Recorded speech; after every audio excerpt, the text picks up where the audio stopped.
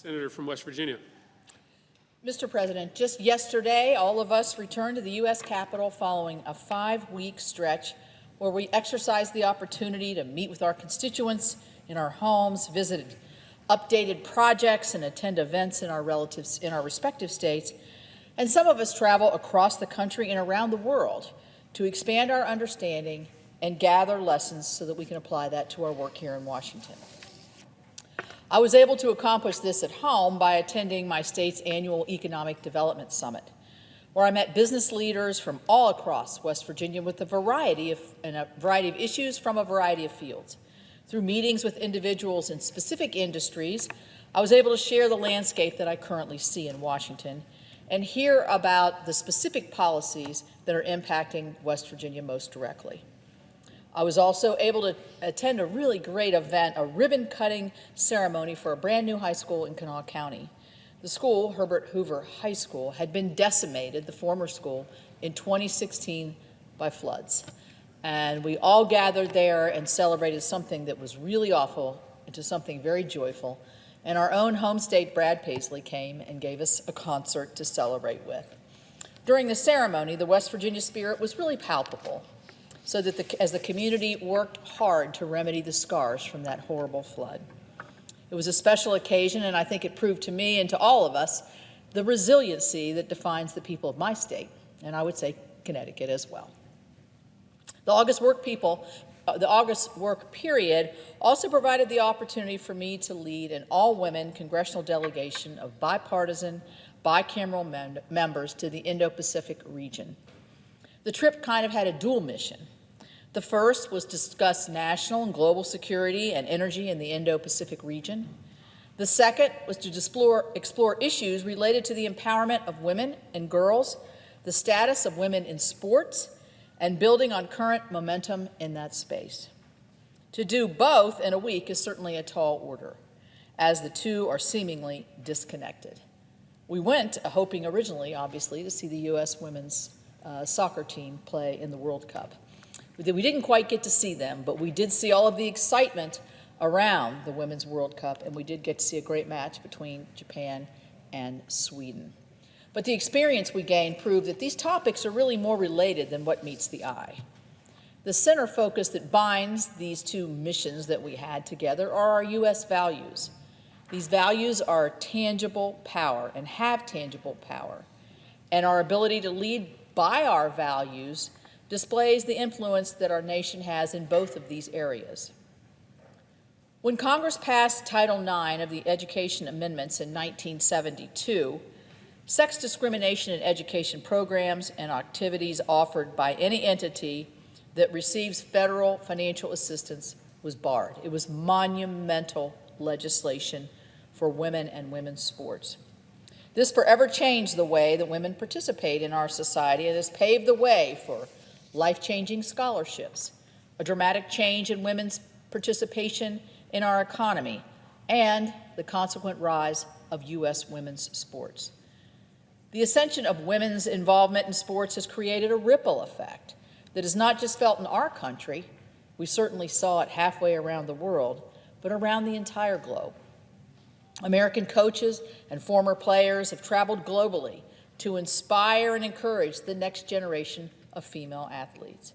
Businesses have funded and broadcast women's games, as they didn't in the past. And in America, girls' participation in high school sport continues to rise, with 3.3 million girls competing in high school sports in the 2022 school year. The truth is, the growth of women's sports, both domestically and internationally, is the result of that increased role that women now embody. Communities and countries around the world, including our own country, are more likely to be peaceful and successful when women fully participate in society. The world has begun to realize that this kind of support is simply the right thing to do and is now embracing the values that the United States has led with.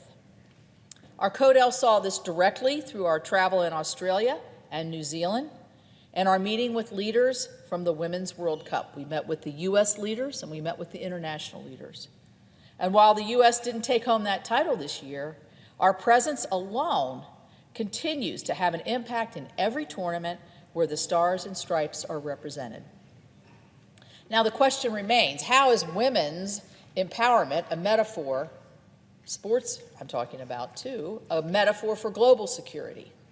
Well, here in Congress, we have supported Ukraine, not just in defense of democratic values and territorial sovereignty, but also because it advances U.S. security interests and deterrence. The United States has led the push to bring together allies from Europe and across the world to not just understand the threat created by Putin, but to respond to it with strength. We have made that progress by leading with our values and with our interest to stop aggression in its track, whether it's in Europe or elsewhere. The U.S. has shown the way through significant bipartisan military support. Our global leadership against aggression and autocratic land grabs has built a formidable opposition that Russia simply did not anticipate and that China can see clearly every single day. For example, our CODEL witnessed joint exercises in the Australian seas that were the first of their kind between India, New Zealand, Australia, and the United States. Japan has, for the first time, committed more than 2% of its gross domestic product to defense. Sweden and Finland have just recently joined NATO. The EU is buying more crude oil from the United States as they divest from Russia. And new economic partnerships are cropping up globally as a result of our U.S. leadership. The tie between women's empowerment and global security is an American values-based leadership. The members of our bipartisan and bicameral CODEL, we saw that firsthand. As our leadership and values inspire nations across the globe, we must respect, encourage, and celebrate those that exemplify it. You know, you don't have power if you don't use it. But by working together, our strong leadership here in the U.S. can continue to change the world. I really cherished the opportunity to gain experience, knowledge, and perspective from our leaders at the headquarters of the U.S. Indo-Pacific Command, as well as leaders throughout the region when it came time to domestic and international security matters and energy issues in the Indo-Pacific.